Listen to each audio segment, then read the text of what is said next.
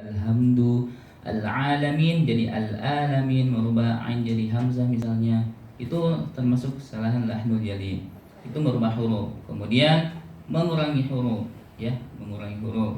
Contohnya menghilangkan huruf tasydidnya misalnya dihilangkan. Iyyaka jadi iyyaka na'budu wa iyyaka nasta'in, menghilangkan tasydid misalnya.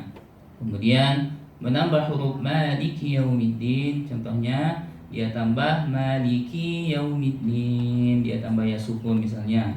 Nah, itu termasuk lahnul jali. Atau merubah harakat, fathah jadi kasrah atau kasrah jadi dhamma misalnya.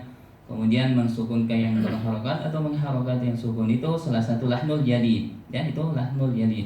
Kemudian yang kedua lahnul khafi. Nah, lahnul khafi ini adalah kesalahan yang samar, ya. Artinya kalau melakukan kesalahan ini sebagian ulama memasukkan dalam kategori makruh, ya, apabila melakukan. Yang paling penting adalah terhindar dulu yang namanya lahnul jali yang tadi. Nah, lahnul khafi itu seperti apa contohnya? Yaitu berkaitan dengan hukum-hukum bacaan. Contohnya 2 harokat jadi 4 sampai 6 harokat. Contohnya Bismillahirrahmanirrahim, dia baca Bismillahirrahmanirrahim, itu sudah melebihi dari takaran harokatnya, itu masuk kategori lahnul khafi. Kemudian contohnya gunnahnya, gunnahnya tidak diterapkan.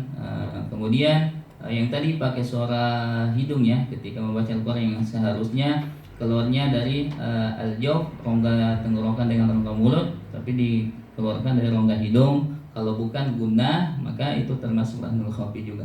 Kalau tadi yang ditanyakan adalah shad dengan sin, ya, shad.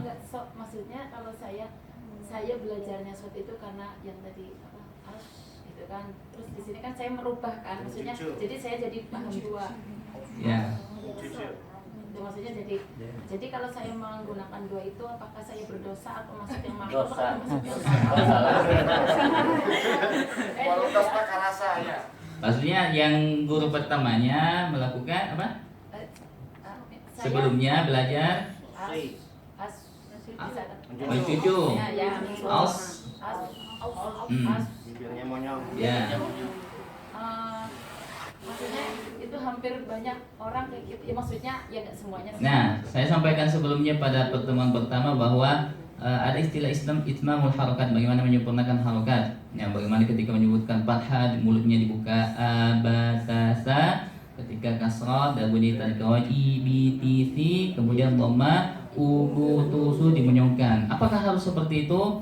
Itu hanya bagaimana kita melatih agar supaya penyebutan setiap huruf, penyebutan setiap harokat itu sempurna. Itu hanya latihan pertama. Kalau misalnya kita sudah terlatih lisan kita, meskipun nggak sampai monyong-monyong juga, itu sudah sempurna juga. Itu hanya latihan untuk awal, ya, latihan untuk awal. Nggak mesti bilang harus monyong dulu, karena mulutnya orang manusia kan berbeda-beda semua. Ada yang lebar, ada yang tipis, ya. Nggak mungkin harus disamakan. Nah, jadi seperti itu, ya, intinya. Yang jelasnya itu terterapkan makhrajnya dengan sifatnya itu sudah meskipun nggak sampai monyong, ya, itu hanya pelatih untuk awal, ya, untuk awal bagaimana sempurna harakatnya. Kayak tadi saya sampaikan bahwa ketika membaca Bismillahirrahmanirrahim, mulutnya nggak dibuka, nanti nggak sempurna. Contohnya Bismillahirrahmanirrahim, nggak sempurna.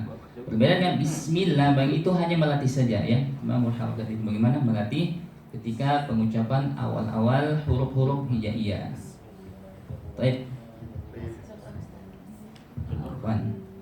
Kita cukup dulu, ya. Insyaallah break dulu. Udah siap, ya? Masya Allah. Oh, dari tadi. Masya Allah, ya. Baik.